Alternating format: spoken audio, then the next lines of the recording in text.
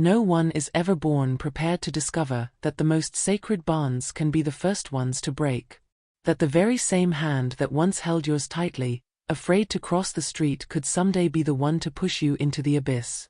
This is the story of a woman who devoted her entire life to her family, believing that love, sacrifice, and care would be enough to guarantee respect and gratitude. But what she received in return was the coldness of ungrateful children, a stolen inheritance, and the cruelest betrayal of all, being abandoned on the side of a deserted road. Joyce, 68 years old. A mother. A widow. A heart worn and scarred. She wasn't searching for revenge, only for dignity. But life, with its sharp and unexpected turns, placed in her hands something greater, a chance to claim justice against her own blood. This narrative is real, and powerful enough to be a movie script. But more than anything, it is a brutal lesson about greed, forgiveness, and inner strength. What happens when heirs turn into predators? When the thirst for power outweighs the love owed to the very person who gave them life. If you've ever felt pushed aside, ignored, or used by the ones you trusted the most, this story will cut through you like a blade. And maybe, just maybe, it will stitch inside you the hope that victory is still possible even after everything. Get ready to follow every twist, every unshed tear, every silence that screams louder than 1,000 words. Here, there is no space for eternal victims. Only for rebirths. And if this story has already resonated with you even a little, then subscribe right now and stay with me until the end, because what's coming next is even stronger. Joyce had always been one of those women everyone called the family mother, but no one truly understood what that meant until they heard her story. At 68, she carried in her arthritic hands the weight of a lifetime filled with labor, sacrifices, and silences. Not out of weakness, but out of love. For those 2 children she raised as if they were the world's greatest promises, Brandon and Melissa. She believed the real legacy of a family was affection. And for many years, she lived as if that were enough. She cooked for 4 even when the house was empty. She embroidered names onto towels no one used anymore. She kept Nicholas' old letters safe, as if she were guarding treasure. Nicholas, oh, Nicholas. Her partner through long roads, farmers markets, tight budgets, and lazy Sundays. Their love was mature, imperfect, full of stubborn moments, but also filled with that look only 2 true companions know how to share. Before the collapse, their life had been simple but steady. A modest farm, neat crops, nights with the radio playing, and dinners by lamplight. Joyce took pride in that routine, even when her body begged for rest. It wasn't only about keeping the land alive, it was about preserving history, honoring the sweat of generations, and valuing the soil that had given them everything. She truly believed that when her time came, her children would cherish every corner of that place. But what Joyce didn't imagine was that, while she was watering roots, Brandon and Melissa were growing up with different eyes. Eyes not trained for affection, but for what could be sold. From early on, she noticed small signs she chose to ignore, with her mother's instinct, Brandon's contempt for simple habits, Melissa's coldness toward the neighbors, their visits becoming rarer and rarer. But a mother's heart has a powerful filter. She preferred to believe they were simply too busy to return, not too distant to care. And maybe that was her greatest mistake, expecting gratitude from those who saw value only in dollar signs.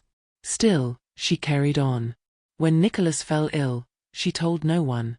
It was their choice, maybe the last decision they made together. Joyce cared for him the way she had cared for everything, in silence, with tenderness, with a strength almost no one noticed, but that kept their world standing. For months, she hid tears behind polite smiles. She deflected questions with recipes, answered pain with patience. Even as his illness advanced, she still found time to tend the house, the crops, the bills, as if routine alone could hold back time. What hurts the most is not the betrayal itself, it's the contrast with everything you once gave to the very people who betrayed you. Joyce never saw herself as a victim. She was never the type to dramatize or beg for applause. But when she looked at her deformed hands, she saw more than arthritis. She saw decades of care, of setting meals on the table before she ever sat down, of blankets adjusted during fevers. She saw the pills she organized in little containers, the notes she left with advice.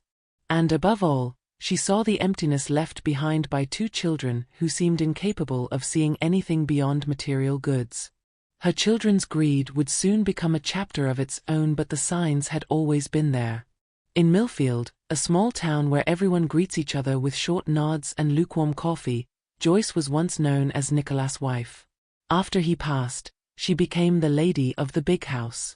Yet even in her loneliest days, she never stopped smiling at children in the market, offering cakes at the fair, or attending Sunday Mass in her same old blue dress. Her presence was a kind of silent compass, the kind no one notices until it's gone. And it was this woman, invisible to her own children, who had to find within herself a strength she didn't even know existed when everything began to collapse. The strangest part is that, despite everything, Joyce never lost her kindness. A kindness that wasn't naivety, but wisdom. She knew where the pain was, but chose carefully where to heal. When she looked in the mirror, she didn't just see wrinkles, she saw the marks of a life she wouldn't trade for any fortune. And perhaps that's why what came next hit so devastatingly. Because family betrayal doesn't scratch the skin, it cracks the ground beneath your feet. And when the house begins to fracture from within, what do you do? Joyce was about to find out.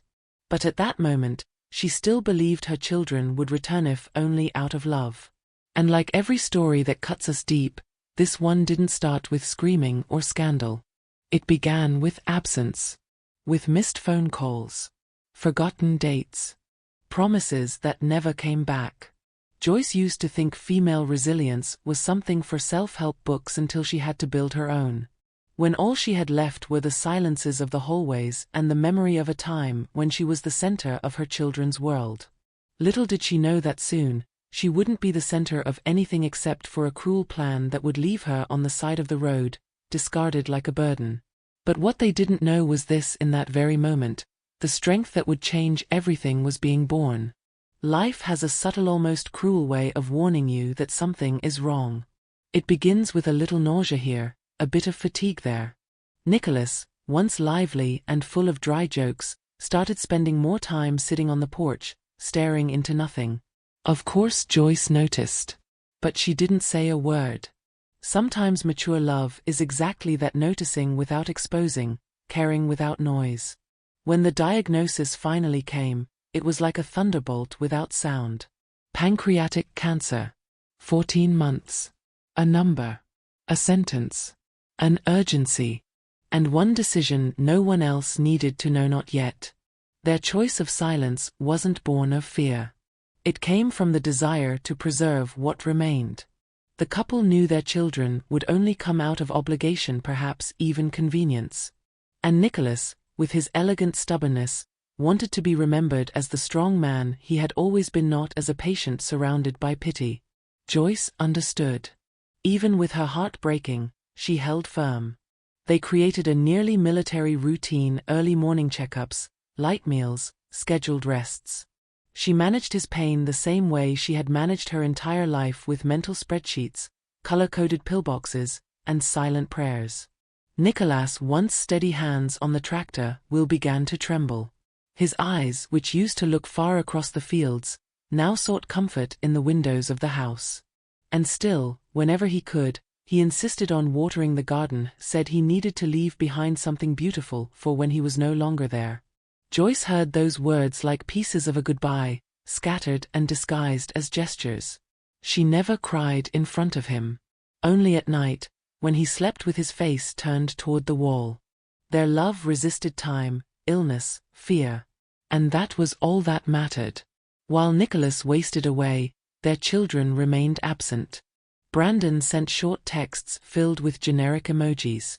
Melissa called once in a while, never for longer than 3 minutes. Business, she'd say. Joyce pretended it didn't hurt, but she knew their absence was the wound hardest to heal. Still, she shielded them from the truth. She believed that maybe, when Nicholas finally passed, the shock would bring them closer. She still dreamed of that long after hope no longer fit inside her. In his final months, Nicholas barely ate. The smell of food made him nauseous. Morphine became as much a part of their daily routine as breakfast once had been. Joyce learned to read his pain through subtle signs of furrowed brow, a tightening of the eyes. Death sat in their living room chair, sipping tea with them. And still, there was love. A silent love, but whole. A love that needed no words-only presence. A kind of love many people live entire lives without ever knowing. And then, the end came. Quietly. No drama. No grand farewell.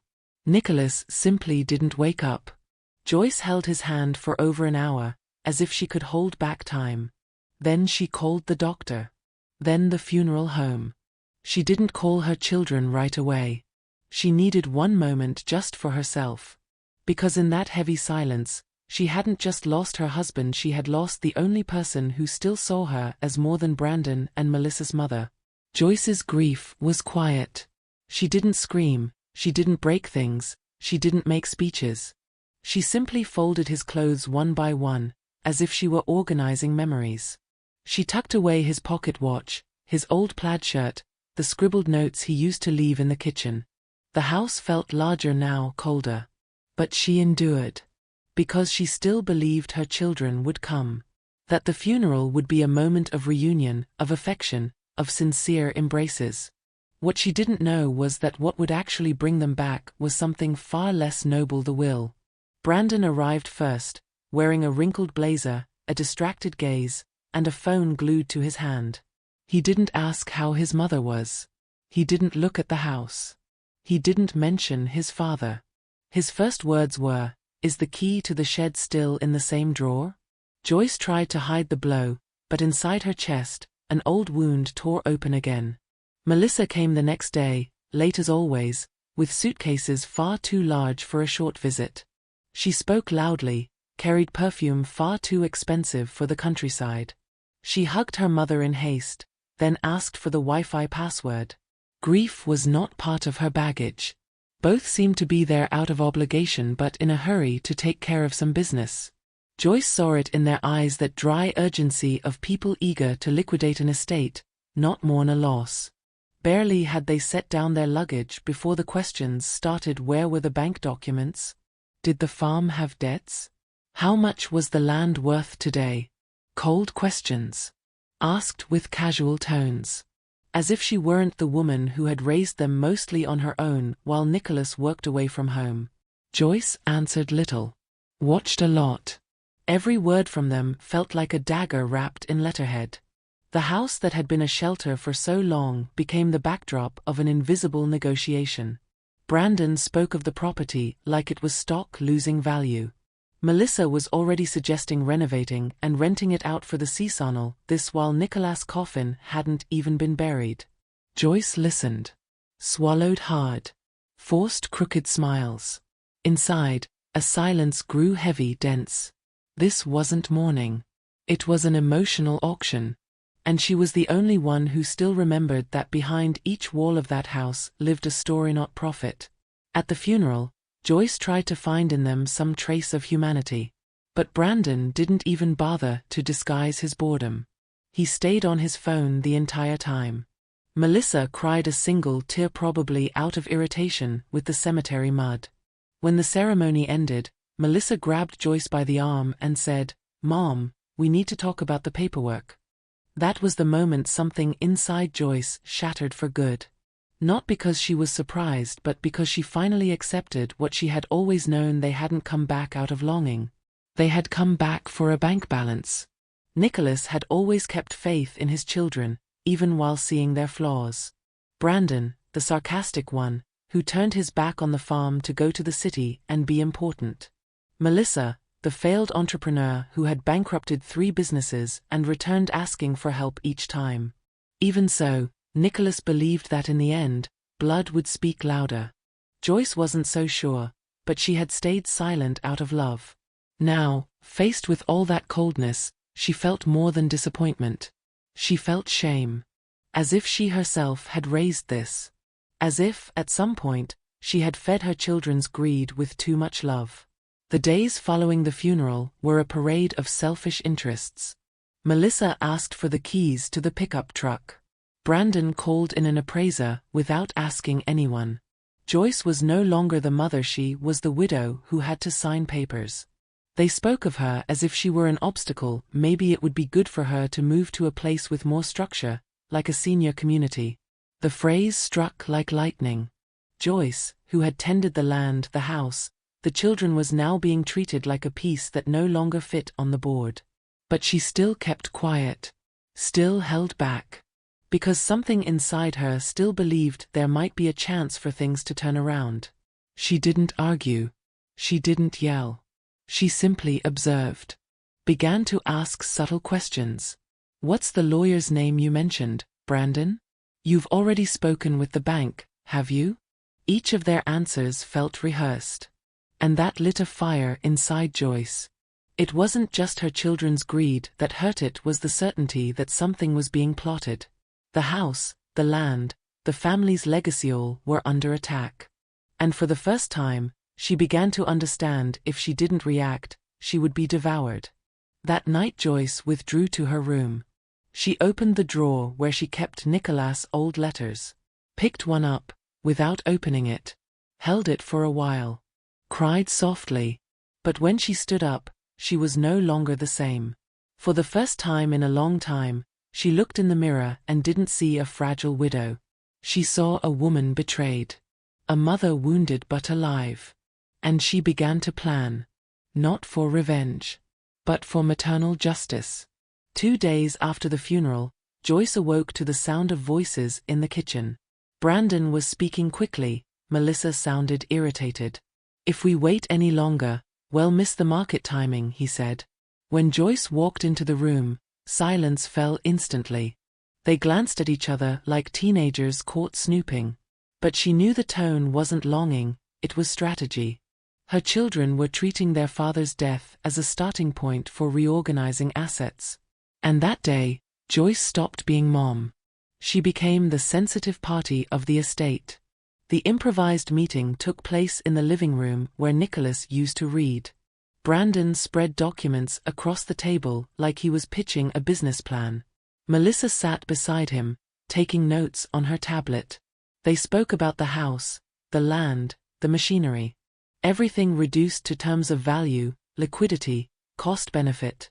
Joyce listened quietly for several minutes until Melissa finally said, "Mom, don't you think it would be better to start considering a senior community? Some of them even have heated pools." Brandon chimed in, "It would be better for everyone."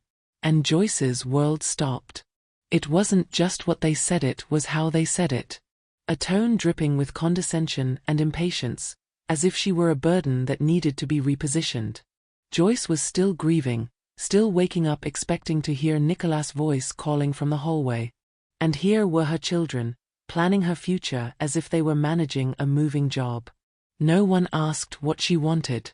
No one considered what it meant to leave that house. All they saw were numbers, deadlines, spreadsheets. Brandon announced that a realtor would be coming to take a look at the property. Melissa showed her photos of retirement condos. Joyce said nothing. She walked to the stove, picked up the kettle, and brewed tea, the same kind Nicholas had always drunk on cold nights. Their words echoed through the house like hammers striking fragile walls.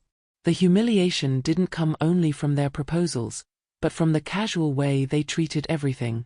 As if their father's memory, the years of sacrifice, and the family's history were nothing more than logistical obstacles. The worst part was how invisible Joyce felt. Even while present in the room, it was as if her children spoke only to each other, ignoring her gaze, her expression, her silence. The mother who once was their center was now treated as a technical detail. She tried to find in them some trace of their childhood, something that revealed a scrap of humanity. But all she saw was greed, calculation, coldness. It was as if, in losing Nicholas, she had also lost whatever value she still held in their eyes. From that moment on, she understood family betrayal doesn't begin with grand gestures.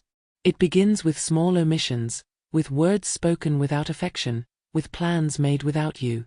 The meeting that should have been about grief and support turned into a boardroom session. She heard Brandon talk about streamlining the process and Melissa suggest that the farm might be too depreciated to hold on to. The sensation was that she herself was being appraised like a piece of furniture, something that needed to be moved out of the way for their plan to work. By late afternoon, her children left to take care of some things in town. Joyce remained alone, sitting in Nicholas' armchair, holding her still warm mug of tea. The house echoed with emptiness. What hurt wasn't just the absence of her husband, it was the contempt of her children. She had always known greed could corrode any bond, but she had never imagined her own family would see her as a problem to be relocated. Disbelief gave way to a deeper pain but also began to spark something within her, an urgent need to react. She didn't yet know how. But she knew she would not allow herself to be discarded. Not after everything. Not like this. That meeting of mourning had made one thing clear: she was on her own. But being alone also meant she could think more clearly. And that very night, Joyce began to do exactly that. She began to think about how to protect what was still hers. She began to see that justice against her own family, painful as it was, might be the only path left. The next morning, Brandon appeared with a thick envelope in his hand and a face that mixed false solemnity with businesslike practicality. Joyce already knew nothing good was coming. He sat down with pompous importance and announced, "I thought it would be best to settle this right away." From the envelope, he pulled out a will. Letterhead, seals of authenticity, stapled pages. Melissa stood with arms crossed, like she already knew the contents. Joyce took the document carefully, showing no emotion. But inside, her stomach churned. As she read, each line grew more absurd. According to the will, nearly everything, the house, the land, the equipment, the accounts, would go directly to Brandon and Melissa. Joyce would receive a small monthly stipend and the right to live on the property until further notice. It was as if she had been demoted to a guest in her own life. She kept reading, but now with sharper eyes. And then she saw it: Nicholas' signature. Neat. Firm. Perfect. Too perfect. Joyce knew that handwriting. She also knew that, in his final months, Nicholas could barely hold a pen. The morphine made his hands tremble, his mind drift. That signature didn't make sense. She didn't confront them immediately. She simply looked Brandon in the eye and asked, "Did you see him sign this?" He hesitated. Claimed that a lawyer brought it over a few days before. Melissa added he wanted to leave everything settled. Joyce only smiled. Thin. Cold. Her anger hadn't yet spilled over, but it boiled beneath the surface. It wasn't just suspicion anymore. It was certainty. She knew the kind of man Nicholas had been. And she knew, with every fiber of her body, that he would never have signed something like that without talking to her first. That afternoon, Joyce went into her husband's old office. She rummaged through files, opened drawers, checked folders. She wasn't looking for one specific paper, she was searching for logic. Nothing in Nicholas' routine suggested he had been in contact with any lawyer in those final days. And besides, her children had arrived far too quickly, with plans far too ready. The narrative was staged, rehearsed. Too convenient. And that only made clearer what she dreaded: admitting her own children were willing to forge, manipulate, and trample over her. Their own mother. The woman who had given them everything. At that moment, her maternal instinct transformed into something else. It was no longer about protection, it was about defense. Joyce realized that if she did nothing, she would lose not just the house and the farm, but her dignity itself. Her blood boiled, but her mind stayed sharp. She began to jot down details, dates, phrases Brandon had used, contradictions in their stories. She picked up the will again, this time reading it as if it were an enemy. She no longer cried. She no longer trembled. She simply planned. Because when trust dies, strategy is born. Brandon and Melissa were far too confident. They were already talking about renovations, selling equipment, appointments at the bank. Joyce, silent, just observed. She had decided not to confront them, not yet. She knew that with people like this, arrogance would eventually expose their mistakes. And it did. That same week, Brandon let slip that he had helped Nicholas sign A slip that might have gone unnoticed by someone less attentive. But Joyce caught it. She wrote it down. Everything. Every detail, every phrase, every date. Because despite the pain, she knew to defeat the unscrupulous, you must be colder. And patient. That night, alone in her room, Joyce felt something different. It wasn't grief. It wasn't sadness. It was a kind of bitter determination. For the first time in weeks, she fell asleep without dreaming of the past. At dawn, she rose early, wore her old denim shirt, tied back her hair, took the forged will, and tucked it into a folder. Then she dialed a name she hadn't used in years: Vincent, the family's former lawyer. And with that call, she took her first step toward turning the game around. Because the betrayed mother had now become a woman at war. The sun had barely risen when Brandon barged into Joyce's room. No knock. No courtesy. He said he was taking her for a drive. His voice was low, almost casual, but the dryness in his tone gave him away. Something was wrong. Suspicious, Joyce simply put on her shoes and grabbed her purse. Melissa was waiting at the door, arms crossed, eyes down. No explanation was given. Brandon just placed her suitcase into the trunk, the same old blue suitcase Joyce used for her rare trips into town. A small detail, but enough to make her stomach sink. The drive was cloaked in silence. Brandon didn't speak. There wasn't even music.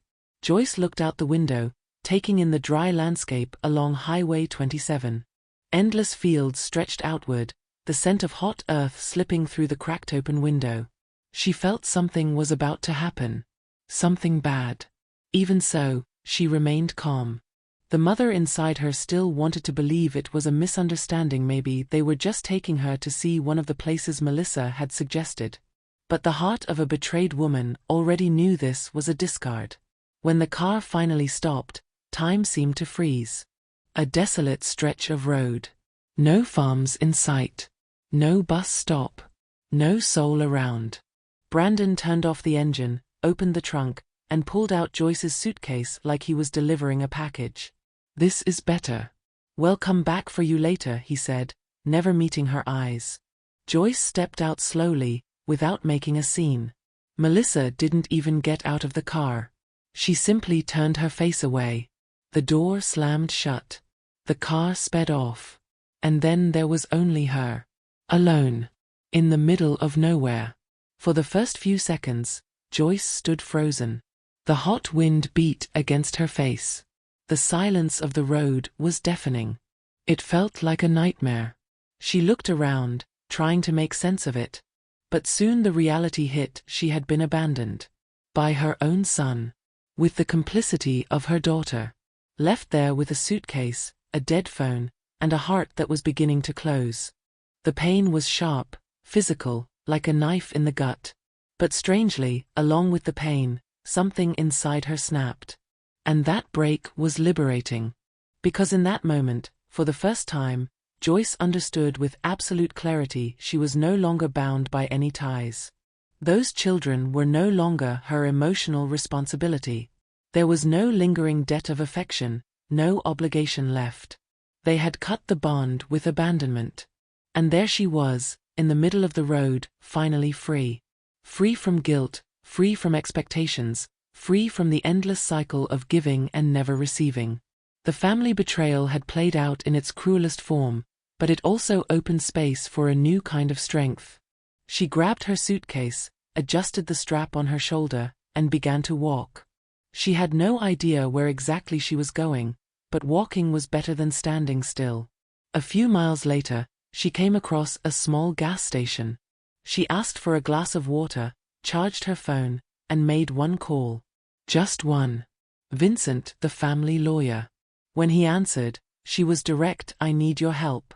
I've discovered something that changes everything. And I have proof." Her voice was firm. Her tone carried no pleading. This was a new Joyce speaking. At the station, sitting on a plastic chair, she opened her suitcase. Between clothes and old photographs lay the deed Nicholas had transferred to her years earlier under her maiden name, to protect her. It was a parcel separate from the main farm, with water rights, environmental value, and strategic location.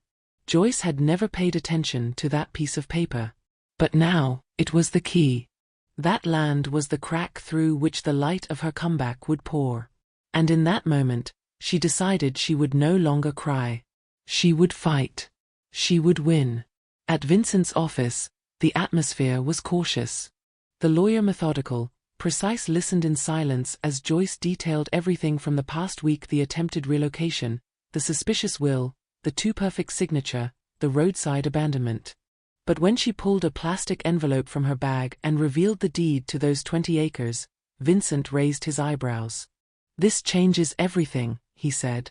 And Joyce knew, at that very instant, she was no longer fighting alone. The document was far more valuable than she had imagined. The land, registered in her maiden name, legally shielded from her children's moves, had recently been recognized by the state as part of a water protection zone. More than that, it included rights to a spring used for regional irrigation. Technically, she now held in her hands an environmental, legal, and financial trump card. Vincent was categorical: "We're going to stop this scheme. But we'll do it smartly." And that's exactly what they did. The first step was notifying the bank. Joint accounts? Frozen. Any movement tied to the forged will? Suspended by provisional court order. Next, Vincent filed for an injunction, blocking any sale, transfer, or movement of the main properties until the will's legality could be verified. Brandon and Melissa, of course, knew nothing, still playing the role of heirs, celebrating victories that would never come. But Joyce didn't just want justice in the courts. She wanted to flip the script in public opinion as well. She reached out to one of Nicholas' old contacts at the Regional Agricultural Office, who connected her with the Millfield Gazette, the small local paper. A young, idealistic reporter listened to her story with wide eyes and quickly drafted a front-page headline: "Canton Farm Matriarch Exposes Family Scheme Over Stolen Inheritance." The title was bold, but true. Meanwhile, Joyce reappeared in town with a completely different posture. She wore the same clothes as always, but her gaze had changed. It carried firmness, clarity. Instead of hiding her pain, she turned it into narrative. When neighbors learned of the abandonment, the suspicious will, and the forgotten deed, they began to take sides. The small town, built on glances and whispers, became a stage of quiet solidarity. People brought baskets, left notes, offered help. She was no longer invisible. Vincent suggested filing a public lawsuit against her children, but Joyce asked for time. She wanted to give them a chance. Not for redemption, but for choice. In her view, true maternal justice begins when you give those who betrayed you one last opportunity to retreat with dignity. And so, she planned the next step: the ultimatum. With facts, with proof, with every piece already on the board. And with something they didn't have: the law, the land, and the people's support. That night, sitting with a mug of tea in her hands, Joyce smiled. For the first time in a long while, she didn't feel fragile. The sting of abandonment still pulsed, but now it had direction. This wasn't about emotional revenge. It was about restoring balance to what had been broken. And she was ready. Ready to face whatever came next. Because those 20 forgotten acres would be the key to her turnaround. And she would use them with every ounce of inner strength she had left. It was on a Tuesday that reality hit Brandon and Melissa. They were sitting with the realtor in the farm's barn, laughing and making plans about turning the place into a premium event venue, when the phone rang. On the other end, a bureaucratic voice announced all assets tied to the Canton farm are temporarily frozen under court order. Brandon turned pale. Melissa let out an almost childish, "What do you mean?" It was the beginning of the end, or better yet, the beginning of justice. Meanwhile, Joyce received the official copy of the injunction, signed by a county judge. It was all there: the suspected forgery, the conflict of family interests, the independent deed of the 20 acres, the preventive freeze on accounts and property.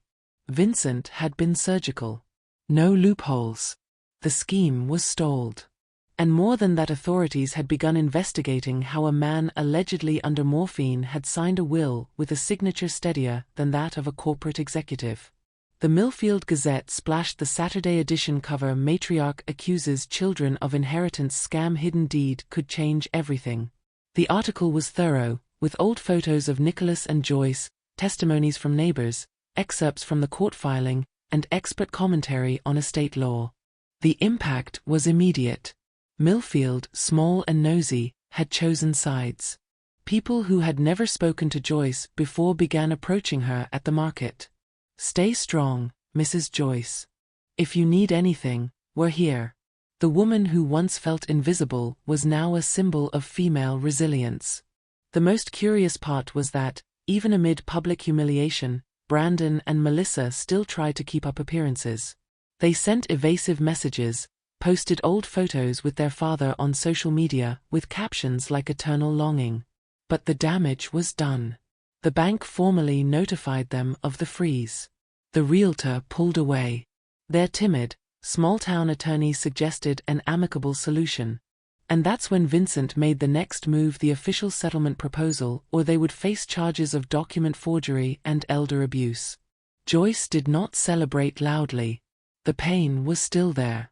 She still cried softly at night, sometimes.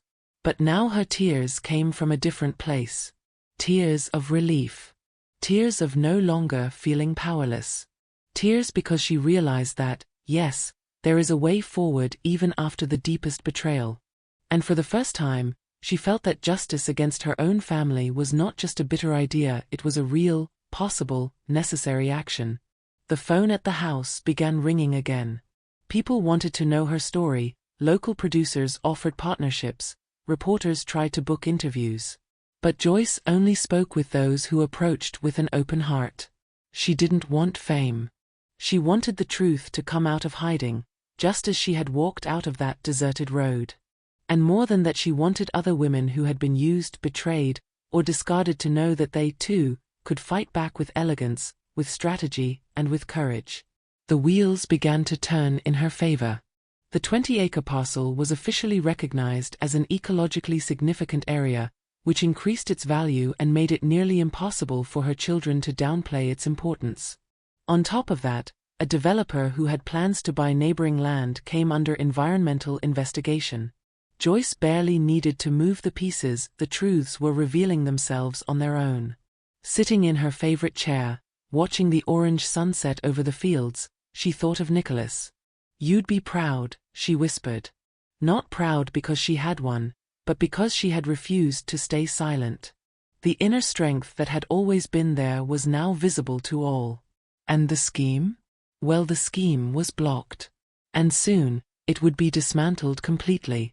Joyce didn't want to destroy her children, she only wanted them to acknowledge what they had done. To return what they had tried to steal. To admit, even silently, that they had gone too far. Vincent understood this. That's why the proposal was clear and direct: renounce all inherited assets, withdraw any attempts to sell, and recognize Joyce's deed or face prosecution for forgery, fraud, elder abuse, and misappropriation. A dossier was attached to the letter. Detailed. Impeccable. Intimidating enough to make any lawyer break a sweat. The call to Brandon was short. Joyce read the message with a steady voice, without a hint of trembling. On the other end, he tried to disguise his panic with irony. "So now you're the judge, Mom?" She replied with the calm only the deeply betrayed can muster. "No. I've just become someone who's no longer afraid of you." Melissa received the warning through her attorney and broke down. She tried calling, sent tearful voice messages saying it wasn't really like that she didn't know the full extent of things. Joyce listened. But she didn't respond.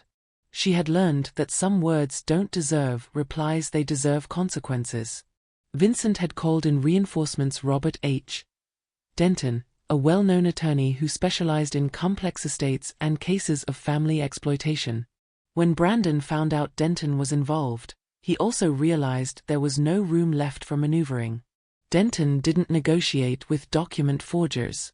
Joyce, however, insisted on leaving one final door slightly open. She asked for a last meeting not in court, but at Vincent's office, with witnesses present. One final chance to resolve everything without dragging the case on for years. In the conference room, the air was heavy. Brandon arrived first, scowling. Melissa entered later, looking defeated. Joyce was already seated, dressed in navy blue, posture upright, files neatly arranged before her. No tremors. No tears. Only truth. Vincent presented the documents.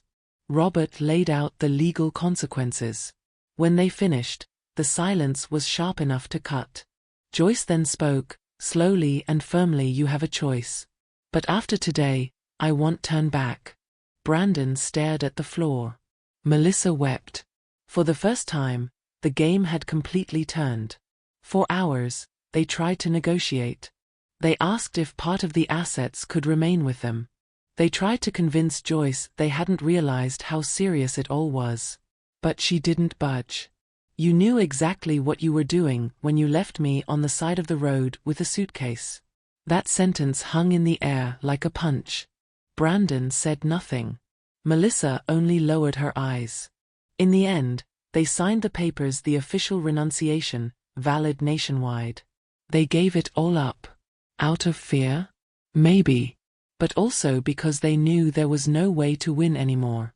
Robert warned them any attempt to overturn the agreement would be nullified as fraud. Joyce remained calm until the end. She stood, gathered her documents, looked at her 2 children, adults, defeated, empty, and said, only you chose this path. Now I choose to move forward without you. And she left. Not with relief, but with the peace that only comes when justice is carried out with your own hands. Outside, the sun was shining high. Vincent walked beside her in silence, respecting the moment. Joyce didn't smile, but her steps were lighter. She knew this wouldn't erase the pain, but it closed the cycle of abuse. Justice against her own family had been achieved without shouting, without revenge, with intelligence and firmness. And in that moment, for the first time since Nicolas' death, she felt in control of her own life again. The office was as quiet as a church before the first Mass. Brandon and Melissa arrived together, but didn't exchange a word. She wore black. He wore a crisp white shirt, trying too hard to look composed. But their eyes don't lie. Tired, dull, defeated. Joyce was already waiting, facing the window. Vincent sat beside her, documents ready. Robert Denton, as always, impeccable. The moment had come, total renunciation. No appeals. No turning back. The signing was quick. Brandon read the document like a man reading his own sentence. Melissa hesitated longer. She asked if there was still a chance to at least keep something symbolic. Robert cut her off. Mrs. Joyce is not seeking division. She is correcting a theft. And those words struck like a slap. Joyce said nothing. She just watched. When Melissa finally signed, the pen slipped from her hand.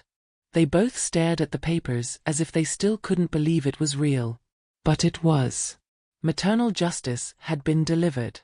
With the papers collected, Robert gave one final warning: any attempt to reverse or contest this will be treated as bad faith litigation and continued fraud. His voice was as cold as a judge's. Brandon stood up, rubbed his face, and before leaving, muttered, "You'll regret this, Mom." But Joyce, stronger now than she had ever been, simply answered, "You already took everything from me. Now you're just walking away with what was never yours." On the way out, Melissa tried one last contact. She touched her mother's arm, eyes filled with tears. "You're still my mother." Joyce looked at her for a second, but without emotion. "I am. But you're no longer my daughter." Harsh, yes. But necessary. Because there are betrayals that break every bond. Not out of rage, but out of self-preservation. The woman who had once been left on the roadside now knew exactly where her final line was and had learned never to let anyone cross it again. Back in Millfield, Joyce called a meeting with the notary, the bank, and the local agricultural board. She declared officially that Brandon and Melissa were banned from any economic, administrative, or social activity tied to Canton Farm. The decision was documented and posted on the town's public board. In a small place like that, it was enough to seal their exile. This wasn't emotional revenge, it was protection. She would not allow them to even step foot near the land where Nicholas was buried. The news spread fast. Discreet comments on church benches, whispers at the market, exchanged looks at the beauty salon. But unlike in the past, no one looked at her with pity anymore. Now, they looked with respect. With admiration. Joyce was no longer the sweet lady who baked cakes, she was the woman who had stood up to her own children and won. The one who had the courage to do what many only dream of, cutting the cycle of ingratitude. With the documents filed and their names erased from accounts and deeds, Joyce returned home with a strange feeling. It wasn't happiness. It was relief.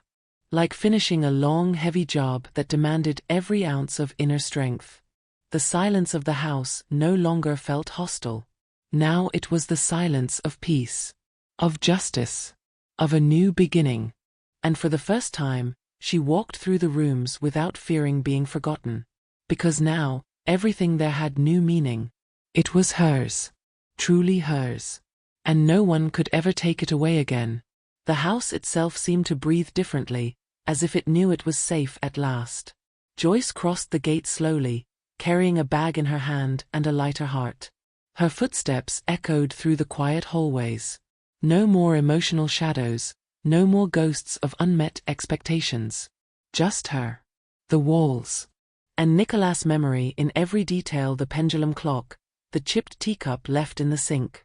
The difference was that now, all of it was hers by right and by justice. She climbed the stairs with calm reverence, as if entering a sacred space. She opened the guest room door, and there it was, the mess Brandon had left before his final departure. Open boxes, drawers pulled out, papers scattered. Joyce didn't get angry. She just breathed deeply and began to gather the objects one by one. No rush. No rage. Each item was a reminder he had been here, he had tried to destroy and failed. When she reached the last box, she found it tucked inside an old book, a letter. It was Nicholas' handwriting, shaky but still recognizable. Joyce sat on the edge of the bed and read. The letter was short but powerful.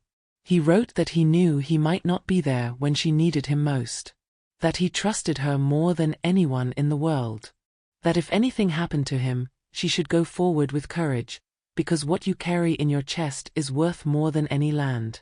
At the end, one sentence echoed in her mind, "You are the root of it all, Joyce. Protect what is yours." She folded the letter carefully, as if closing a chapter. Slipped it into her coat pocket. Walked to the door of the room, looked one last time at the chaos Brandon had left and shut it. Firmly. Without looking back.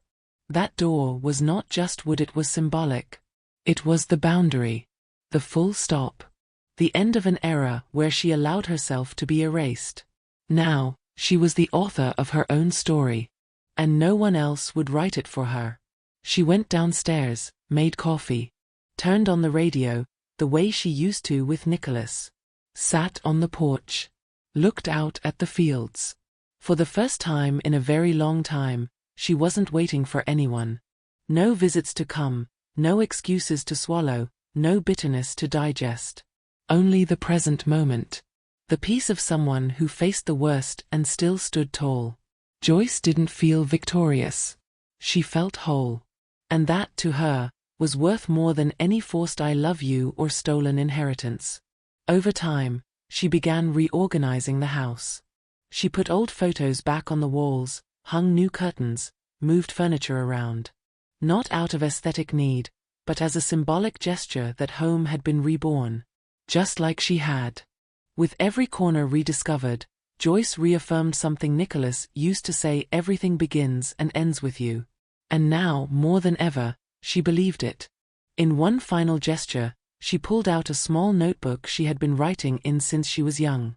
She opened to a fresh page and wrote, "Today I closed the last door that tied me to the past. The next one I open will be mine alone." It was an ending, yes. But also the beginning of something she couldn't yet name. She only knew it would be different. Because now she no longer carried guilt, only awareness. The afternoon wind blew strong, but Joyce didn't feel cold. She felt strong. The same strength that had kept her standing when everyone thought she would fall.